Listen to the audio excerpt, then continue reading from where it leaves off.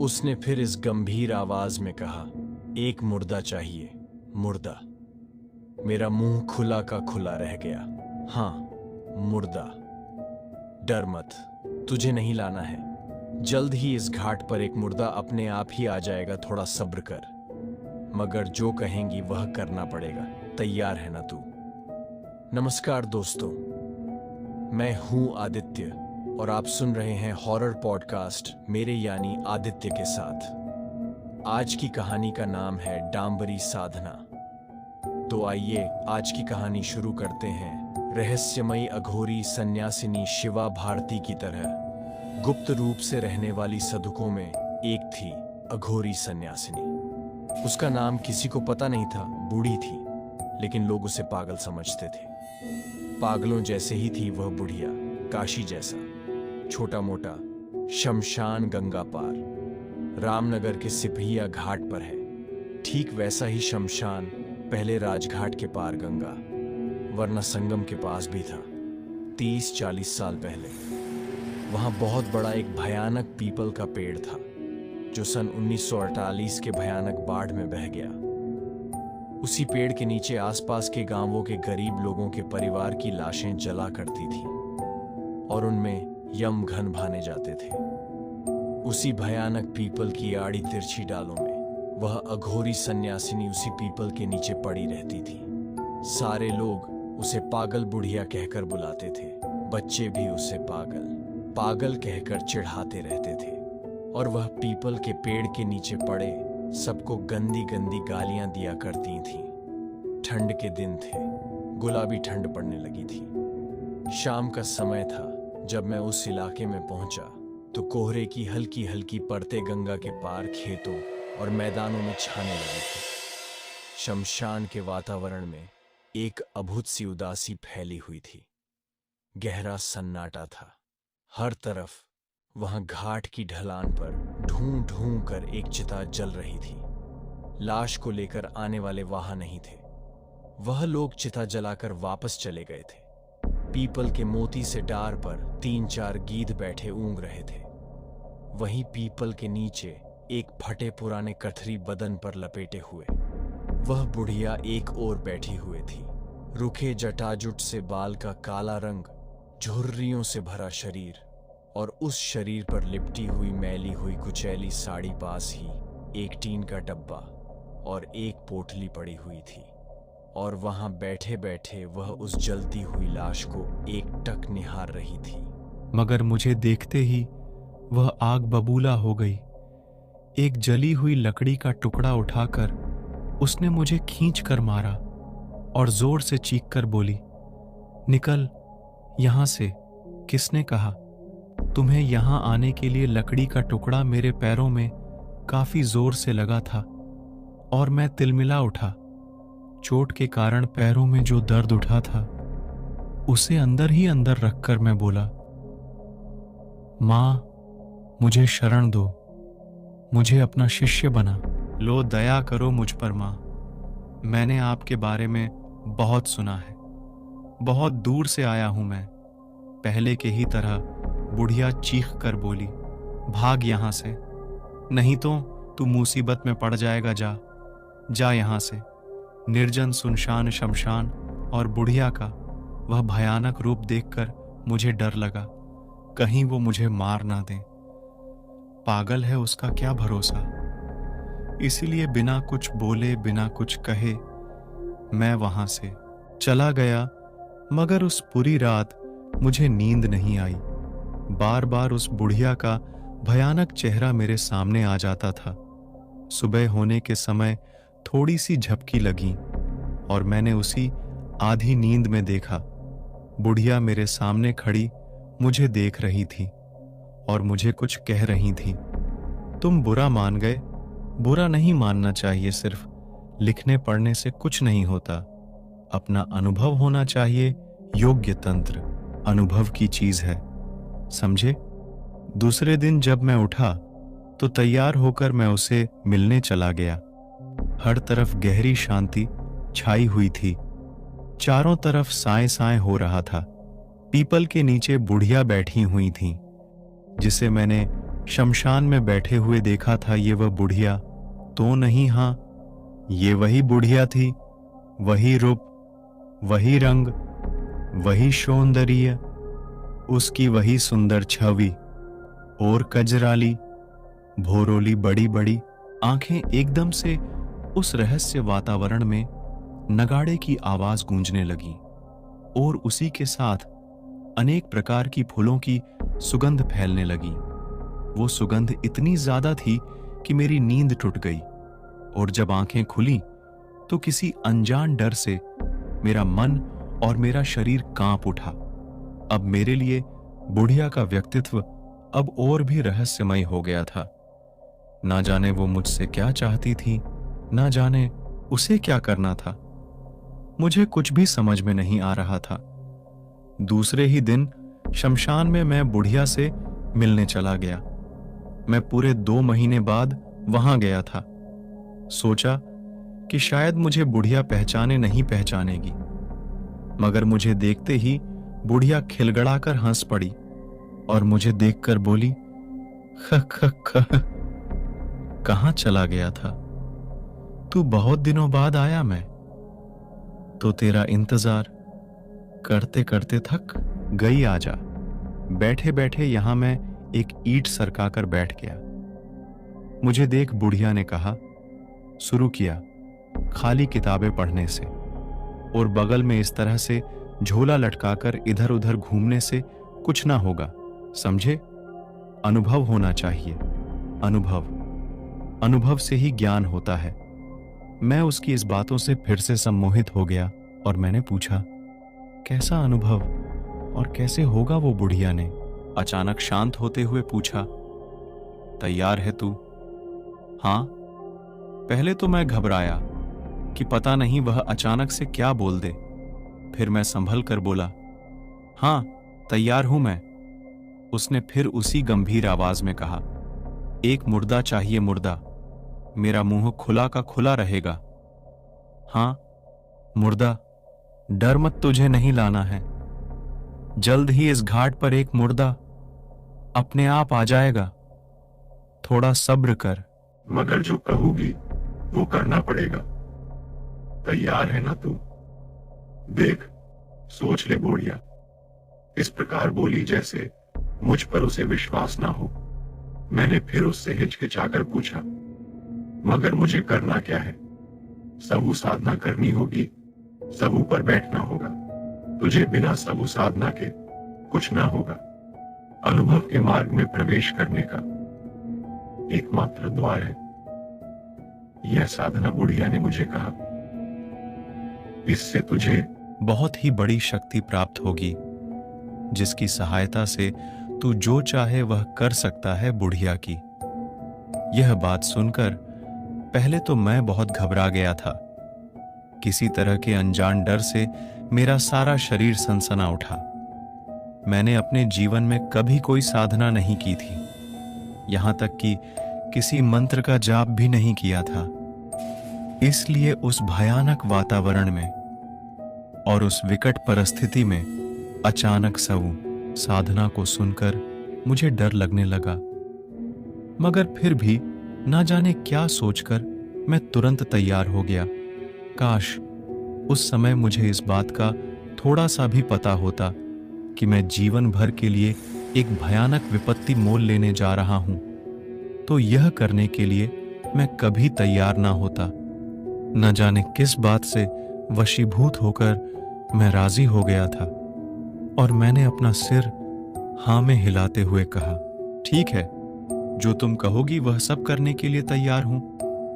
मैं मेरी बात सुनकर वह जोर से खिलखिलाकर हंस पड़ी। दिसंबर का महीना था, ठंड का मौसम था। शाम होते ही चारों तरफ घना कोहरा छा गया। वातावरण में गहरा सन्नाटा छा गया। गए चारों ओर हवा साए साए होकर बहने लगी। गंगा के उस पार सियारों का झुंड रोने लग पड़ा था। लगभग 1 घंटे बाद पानी में एक डांड से उलझी हुई एक लाश दिखलाई पड़ी और उसे देख बुढ़िया जोर से चिल्लाई, मुर्दा मिल गया, मिल गया मुर्दा। फिर उसी क्षवर में उसने कहा, उठा ला, मुर्दा को ही खींच ला। इधर पानी में लाश का वजन कम होता है, जल्दी कर, नहीं तो वह बह जाएगी। उस समय मैं क्या कर रहा था, उसका मुझे जरा भी होश नहीं था। मैंने कपड़े भी नहीं उतारे और लपक कर कूद पड़ा ठंडे पानी में। मुर्दे का बदन किसी ढाल में फंसा हुआ था, तो मैं उस लाश को डाल सहित खींच कर लाया। बुढ़िया लाश देखकर पसंद हो गई और बोली, अब साधना करनी होगी, डरेगा तो नहीं? एक डरेगा तो मर जाएगा। जा, जल्दी बाजार जा और गोश और शराब ले आ। मगर उस समय मैं बहुत भीगा था, मेरा जाने का मन नहीं था।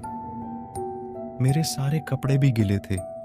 मेरी हालत को देखकर था वो रहस्यमय आदमी, क्या वह कोई प्रेत था जिसने कोई देर के लिए बोहेतिक शरीर धारण कर लिया था? सबसे आश्चर्य की बात तो यह थी कि मैं पूरी तरह पानी में भीगने के बावजूद भी मुझे जरा भी ठंड नहीं लग रही थी। मैंने उस मुर्दे को देखा। मुर्दा किसी लड़की का था और उसकी उम्र शायद 20-22 के करीब थी। मैं उस मुर्दे को देख ही रहा था कि ताबी बुढ़िया बोली, मुर्दे का कफन खोल दे और कपड़े हो तो उन्हें भी उतार दे। मैंने बस आदेश का पालन किया। कफन हटाते समय अचानक मेरी नजर लाश के चेहरे पर पड़ गई। भाई और आतंक से चीख पड़ा मैंने सपने में काली मंदिर में कापालिक बगल में जिस युवती को बैठे हुए देखा था, उसे लाश का चेहरा मिलता जुलता था। वही सौंदर्य, वही रूप और हुई भौगोलिक कजराली। आंखें बुढ़िया चिल्लाकर बोली, चीखता क्यों है पागल, शांत रहे। मेरा सारा शरीर कांप रहा था, ठंड से नहीं डर से। दिमाग भी काम नहीं कर रहा था। मेरे लिए बस वह सारा रहस्य गहरा होता जा रहा था। पता नहीं मुझे क्या करना था, पर बुढ़िया का रूप पहले से बहुत भयानक हो गया था। मगर मेरे लिए अब पीछे लौटने के सारे रास्ते बंद थे। अंत में लाचार होकर बुढ़िया ने मुझे जो कुछ बतलाया उस भयानक रात में, उसके अनुसार मुझे वह सब कुछ करना पड़ा। उसी बीच बुढ़िया ने मुझे कहा था कि सबू साधना की सारी बातें बताना मेरी आवश्यकता नहीं है, सब कुछ गोपनीय है, बस जैसा कहूं वैसा कर। और मैंने ठीक वैसा ही किया। उसी युवा स्त्री की लाश पर मैं पद्मासन स्थिति में बैठ गया। शराब की बोतल और गोश अपने करीब रख लिया। बुढ़िया ने मुझे इकुट पटांग और अजीब सा मंत्र बताया, जिसका मुझे शवू पर बैठकर लगातार जाप करना था। मगर मुझे यह विश्वास नहीं हो रहा था, इससे कुछ होगा।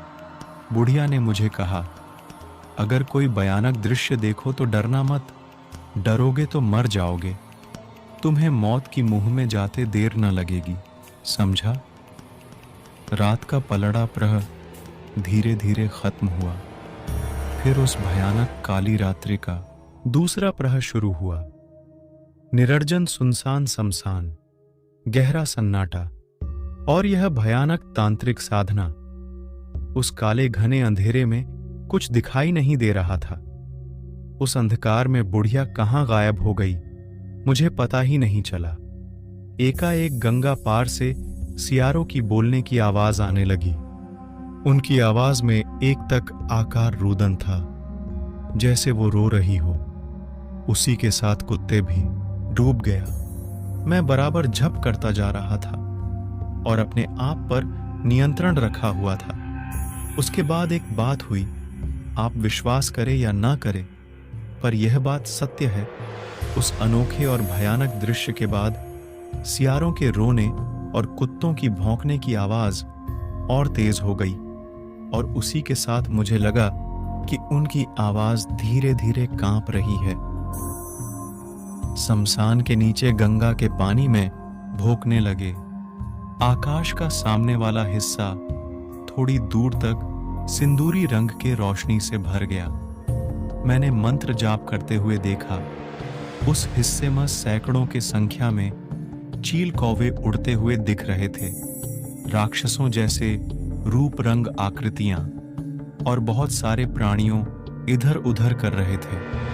देखते ही देखते वहां कुछ देर बाद अंधेरा हो गया और अंधकार में वह दोषी भी से 20-25 की संख्या में सुंदर लड़कियां ऊपर आ रही थीं, एक साथ, भिन्नु रूप भिन्नु रंग, लेकिन सभी सुंदर थीं। वह औरतें मेरे चारों ओर खड़ी हो गईं और एक साथ हंसने लगीं। उनके खिलखिलाकर हंसने की आवाज भयानक थी। मैं एकाग्रित बस जाप करता रहा, सोचा जो होगा देखा जाएगा। लाश भी अपनी जगह पर हिलने लगी। कभी वह अपने दोनों पैरों को पटकती थी तो कभी अपने दोनों हाथों को। कुछ क्षण बाद वह तमाम औरतें गली हड्डियों के ढांचे में बदल गईं। उस पूरे वातावरण में भयानक दुर्गंध फैल गई। अचानक औरतों के कंकाल में भगदड़ मच गई। कुछ रोकने की कोशिश कर रहे थीं। इसके बाद उस भयंकर दृश्य पर एक प्रकार का पर्दा पड़ गया और फिर सारे कंकाल ना जाने कहां चले गए, मगर उनके गायब होते हैं मेरे सामने एक लंबा चौड़ा आदमी आकर खड़ा हो गया। उस रंग काला था, हाथ भी हद से ज्यादा लंबे थे, सिर भी काफी बड़ा और नीचे का जबड़ा लड़का हुआ था। कान लंबे और पतले थे, आंखें गोल पर हद से ज्यादा बड़ी थीं और अंगारों की तरह धड़क रहे थे। उसके शरीर का मांस कहीं कहीं पर गल कर लटक गया था। मांस गल गया था और हड्डी साफ साफ नजर आ रही थी। वह बड़े गौर से मेरी ओर देख रहा था। मेरी हर हरकत पर उसकी नजर थी। एक बार मैंने उसकी ओर देखा और फिर से अपनी आंखें बंद करके जाप करने लगा। इसके थोड़ी देर बाद जब मैंने आंखें खोली तो वह आदमी वहां से कह हो चुका था और शमशान का वातावरण सुबह ज्योति प्रकाश में भर उठा। उस सुबह ज्योति प्रकाश में मैंने देखा अत्यंत 16 साल की एक लड़की सामने खड़ी मुस्कुरा रही थी। उसके चेहरे पर असीम तेज था। उसकी आंखों में देव कन्या जैसी चमक थी। शरीर पर लाल रंग की रेशमी साड़ी थी और गले में रुद्राक्ष और मोतियों की माला थी। चौड़े ललाट पर लाल रंग का टीका था। मैंने मंत्र जाप करते मन ही मन में सोचा, अब ये कौन आगे मुझे डराने। लेकिन मैंने सोचा था अब जो होगा देखा जाएगा, मैं यहां से वापस नहीं जा सकता। मैं चुपचाप जाप करता रहा। मुझे बोलते ना देख, मुझे उस लड़की ने 7 स्वर में कहा। मैं सौरुषि हूं, महाविद्याओं में सर्वश्रेष्ठ हूं। क्या मैं तुम्हें पसंद नहीं हूं? महाविद्या और ताहा विद्या के बारे में मैंने बहुत सुना था और मुझे यह भी पता था कि अत्यधिक साधना करने के बाद भी इनके दर्शन नहीं होते हैं। इसलिए मैं चुपचाप बैठा रहा। सौरुषि मेरे अविश्वासी भाव को समझ गई और थोड़ा मुस्कुराकर बोली, तुम ये महाडाबड़ी साधना क्यों कर रहे हो? फिर भी मैंने कुछ देर कोई जवाब नहीं दिया। उसने फिर वही सवाल किया, उसने महादान जाता क्यों कर रहे हो? तुम मुझे बताओगे कि यह महाडाबड़ी साधना क्यों कर रहे हो? उसके बाद मैंने उसे कहा, मैं कुछ नहीं जानता। बुढ़िया ने जैसे कहा है बस मैं वैसा ही कर रहा हूं। उसने फिर मुझे उसी गंभीर स्वर में कहा, नहीं, यह डाबड़ी साधना छोड़ दे। तू नहीं जानता तो इस साधना की भयानकता को। तुमने महाडाबड़ी भैरवी के नहीं देखा है। बड़ी भयानक और विकट रूप है, उनका जान जा सकती है।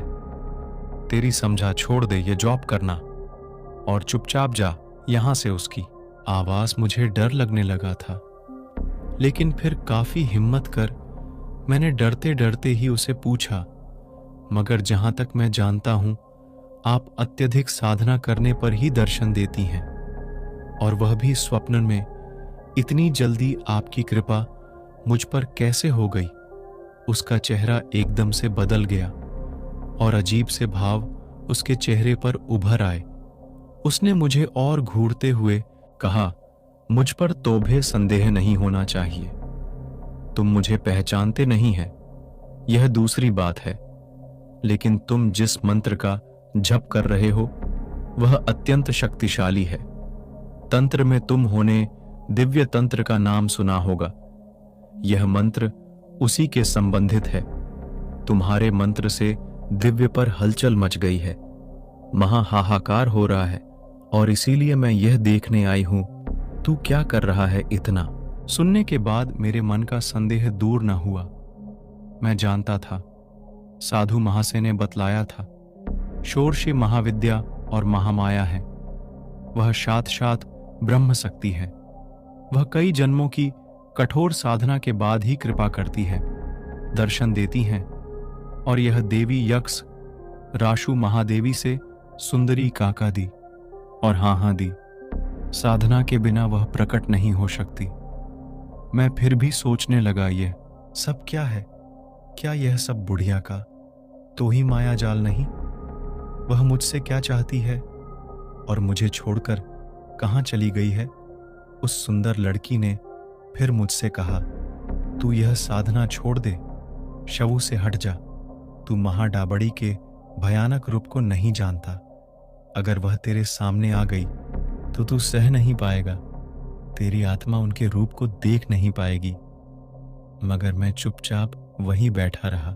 मैंने उस सुंदर लड़की की बातों पर कोई ध्यान नहीं दिया। मैं बस जाप करता रहा। सोचा इतना करे लिया है तो देख लेंगे क्या होता है। और उसी पल वह शुभ आकाश अंधकार में बदल गया और वह लड़की भी कहीं गायब हो गई। श्मशान का सन्नाटा पहले से अधिक हो गया। लाश फिर से अपनी जगह पर कांपने लगी, अपने हाथ पर पटकने लगी। उसी समय अचानक से लाश का मुंह खोल गया। तुरंत मैंने उस खुले हुए मुंह में शराब और गोश्त का टुकड़ा डाल दिया। उसके बाद वह अपने आप बंद हो गया। उसके फिर थोड़ी देर बाद उसी तरह से मुंह खुला और मैंने फिर वही किया, लेकिन इस बार मुंह के साथ साथ उसकी आंखें भी खुल गई थीं। वह बेजान से आंखें मुझ पर टिकी हुई थीं। उन आंखों में जान थी और चमक भी थी, लेकिन फिर भी न जाने क्या था। मैं उन्हें देखकर कांपने लगा था। एकाएक वह लाश भयानक से चीख उठी और उस आवाज से काली रात की अंधकार चिथड़ी चिथड़ी हो गई। निश्चय ही कोई आत्मा उसमें प्रवेश कर गई थी। डर के मारा मेरा शरीर भारी हो गया था। मैं लाश पर बैठे बैठे थरथरा रहा था, पर मैं वहां उठा नहीं। फिर थोड़ी देर बाद लाश मुझसे कहने लगी, मेरा उद्धार करो, उद्धार करो, मेरी संकटी नहीं हुई है। उस कामवाली ने अपनी सिद्धि के लिए मेरी बलि दी है, इसलिए मैं भटक रही हूं। पूरे 200 साल हो गए हैं। मुझे इस तरह भटकते हुए कौन करेगा? मेरा उद्धार कौन करेगा? मेरी संपत्ति और तुम बढ़िया को पागल मत समझना। वह रक्त पिशाचनी है।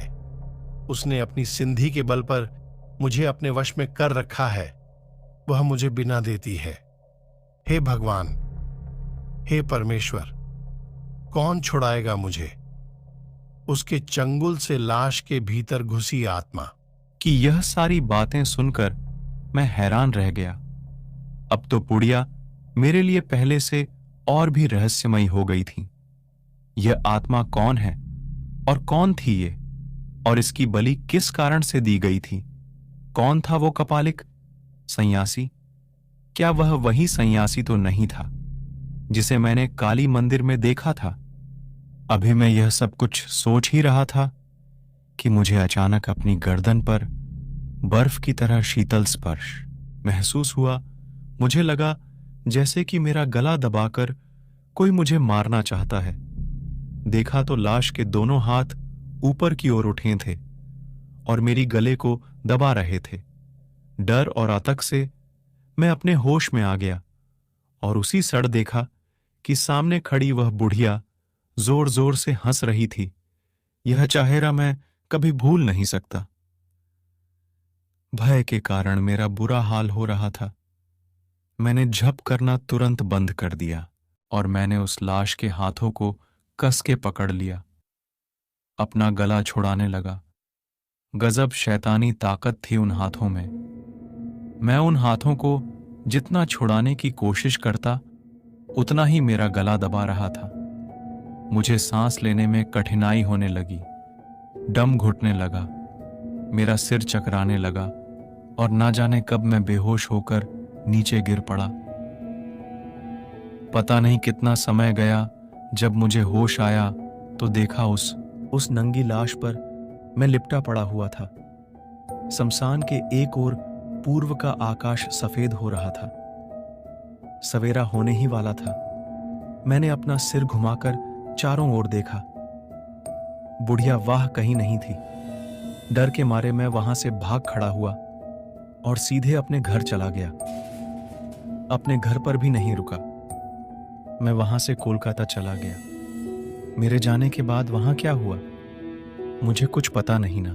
फिर कभी उच्च बुढ़िया से मेरी मुलाकात हुई और ना मुझे वह कभी दिखाई दी। मैंने खुद भी उससे कभी मिलने की कोशिश नहीं की। मैं उस रात के बाद बहुत डर गया था। वह साधना किस लिए थी, वह मुझसे क्या चाहती थी, मुझे कभी पता नहीं चला। लेकिन जो कुछ मैंने अनुभव किया था, जो कुछ मैंने देखा था, वो आज भी मेरे अंदर जीवित है। ठीक ऐसा जैसे सब कुछ कल हुआ था। उस दिन से आज तक मैं सभी सन्यासिनी से दूर रहता हूं। मेरा यह मानना है कि सदना के समय जो आत्मा उस लाश के अंदर प्रवेश हुई थी, शायद मौका पाकर उस सन्यासिनी को मार दिया होगा, या अघोरी सन्यासी खुद नहीं चाहती थी कि उसके सारे राज मेरे सामने खुल जाए, क्योंकि लाश में प्रवेश आत्मा बात करने लगी थी। इसलिए उसने मुझे साधना के बीच बेहोश कर दिया था। आपको शायद यह लगेगा कि यह कहानी अपूर्ण है, अधूरी है। मैं खुद आज तक इन प्रश्नों के उत्तर ढूंढ रहा हूं। ऐसे अघोरी सन्यासी और सन्यासी का जीवन बहुत रहस्यमय होता है। ये किसी आम आदमी के सामने उजागर नहीं करते।